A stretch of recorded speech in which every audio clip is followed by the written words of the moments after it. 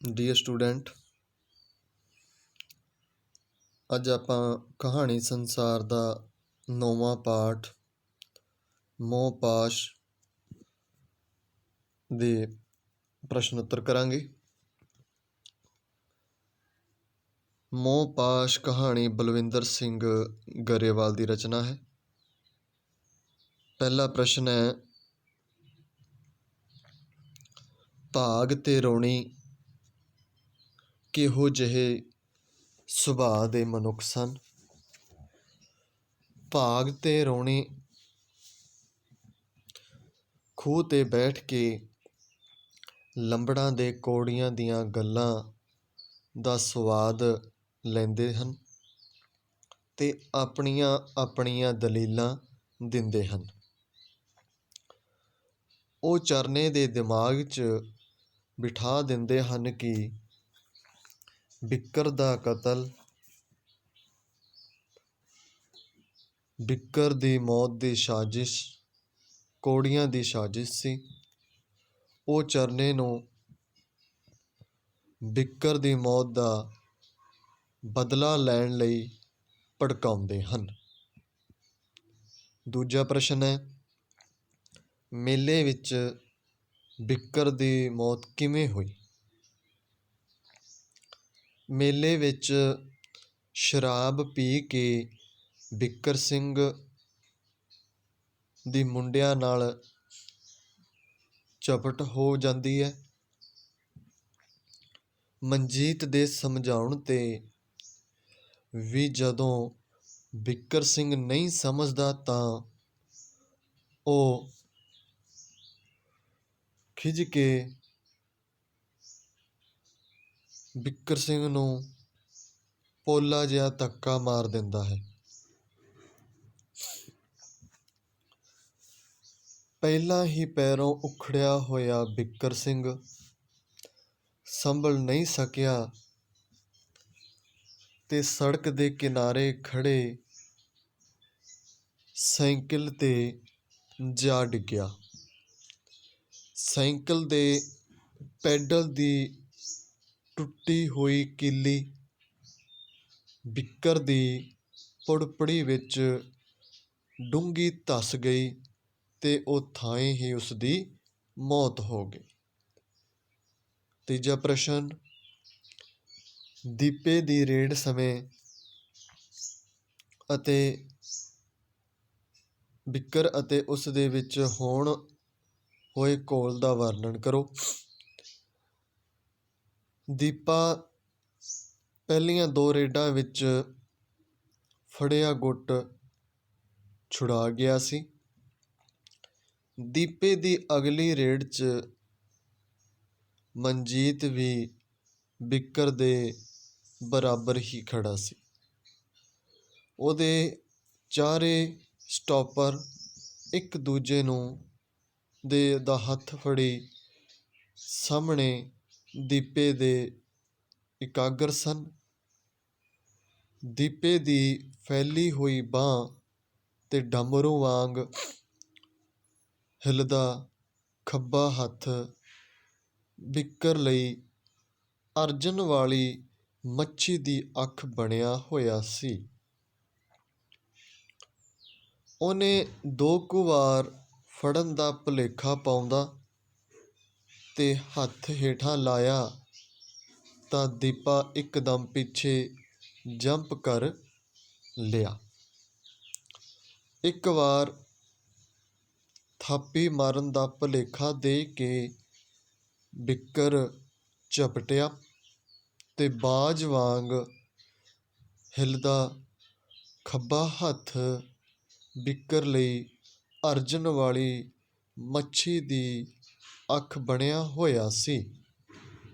ਦੀਪੇ ਨੇ ਇੱਕਦਮ ਮਰੋੜ ਕੇ ਗੁੱਟ ਖਿੱਚਿਆ, ਪਰ ਗੁੱਟ ਦੀ ਥਾਂ ਸਾਰਾ ਬਿੱਕਰ ਹੀ ਨਾਲ ਖਿੱਚਿਆ ਗਿਆ।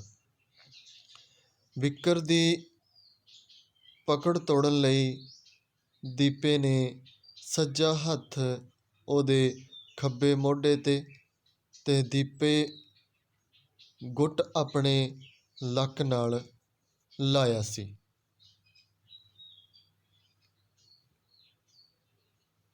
ਦਰਸ਼ਕ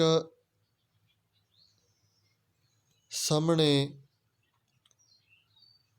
ਸਾਨਾਂ ਵਾਂਗ ਭਿੜਦੇ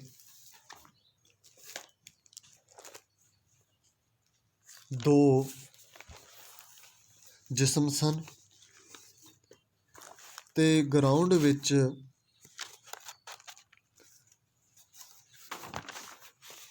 ਵਿੱਚ ਉਹਨਾਂ ਦੇ ਪੈਰਾਂ ਨਾਲ ਪੁੱਟਿਆ ਜਾ ਰਿਹਾ ਖੋਰੂ ਇਸ ਘੋਲ ਵਿੱਚ ਜਿੱਤ ਬਿੱਕਰ ਦੀ ਹੋਈ। ਇਹ ਸੀ ਆਪਣਾ ਤੀਜਾ ਪ੍ਰਸ਼ਨ। ਜਦੋਂ ਕਬੱਡੀ ਵਿੱਚ ਜਿੱਤੀ ਸ਼ੀਲਡ ਮਨਜੀਤ ਬਿੱਕਰ ਦੇ ਘਰ ਦੇਣ ਗਿਆ ਤਾਂ ਉਸ ਨਾਲ ਕਿਹੋ ਜਿਹਾ ਸਲੂਕ ਕੀਤਾ ਗਿਆ। ਜਦੋਂ ਮਨਜੀਤ ਨੂੰ ਆਪਣੇ ਘਰ ਆਇਆ ਦੇਖ ਕੇ ਲੰਬੜਾਂ ਦੇ ਘਰ ਸੁੰਨ ਫੈਲ ਗਈ ਸੀ।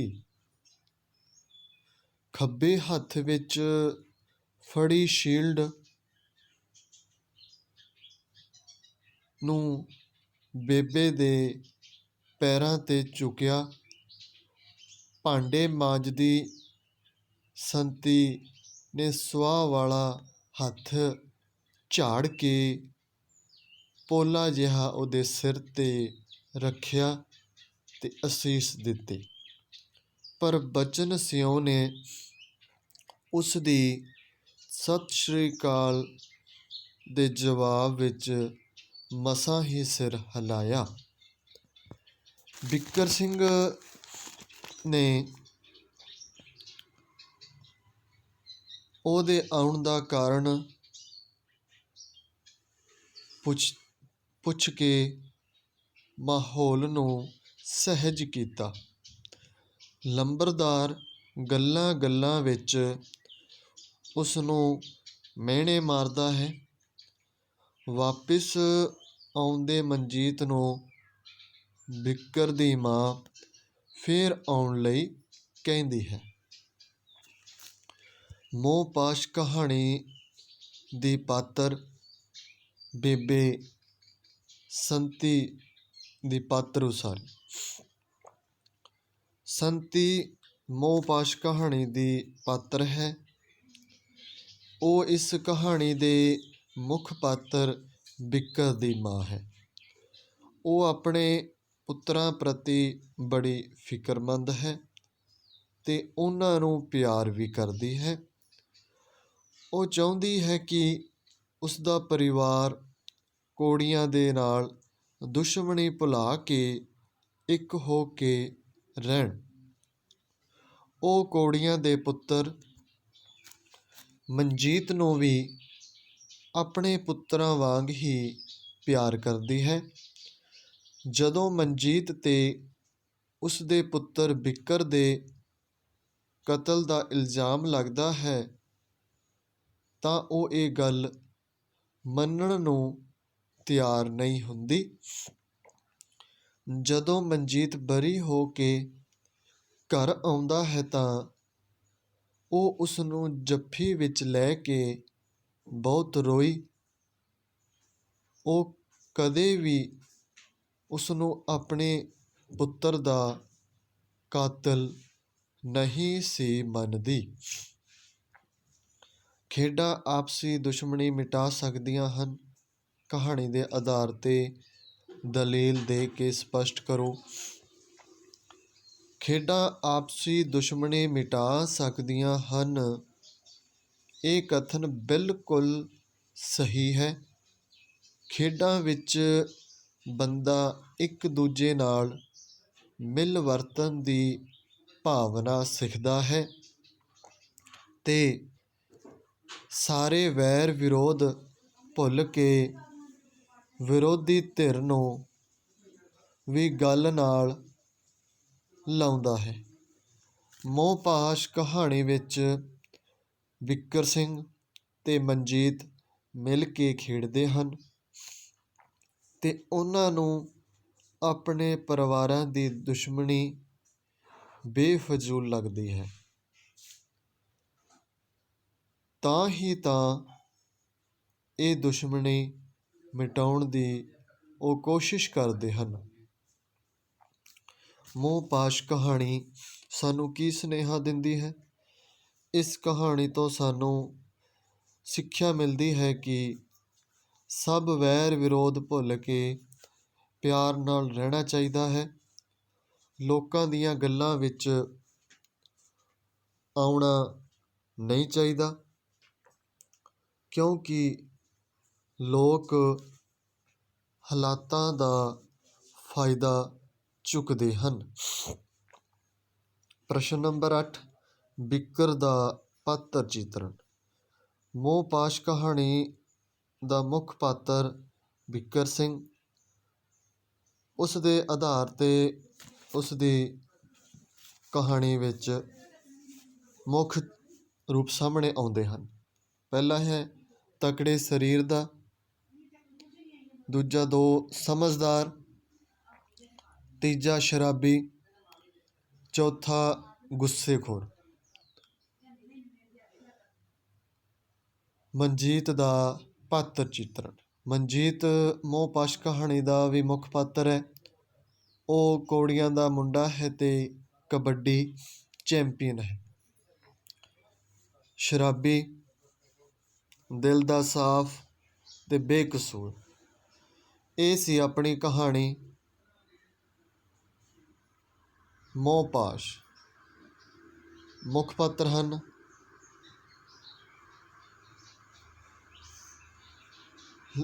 ਬਿੱਕਰ, ਜੋ ਕਿ ਲੰਬਰਦਾਰ ਦਾ ਮੁੰਡਾ ਹੈ, ਚਰਨਾ ਬਿੱਕਰ ਦਾ ਵੱਡਾ ਭਰਾ ਹੈ, ਬਚਨ ਸਿਉ ਬਿੱਕਰ ਦਾ ਪਿਓ ਹੈ, ਸੰਤੀ ਬਿੱਕਰ ਦੀ ਮਾਂ ਹੈ, ਭਾਗ ਤੇ ਰੋਣੀ ਚਰਨੇ ਨੂੰ ਭੜਕਾਉਣ ਵਾਲਾ, ਮਨਜੀਤ ਬਿੱਕਰ ਦਾ ਦੋਸਤ ਤੇ ਕੌੜੀਆਂ ਦਾ ਮੁੰਡਾ। ਇਹ ਸੀ ਆਪਣਾ ਪਾਠ 9ਵਾਂ ਮੋਹਪਾਸ਼। ਜੇਕਰ ਤੁਹਾਨੂੰ ਵੀਡੀਓ ਚੰਗੀ ਲੱਗੀ ਹੋਵੇ, ਲਾਈਕ ਜ਼ਰੂਰ ਕਰਨਾ ਜੀ। ਧੰਨਵਾਦ।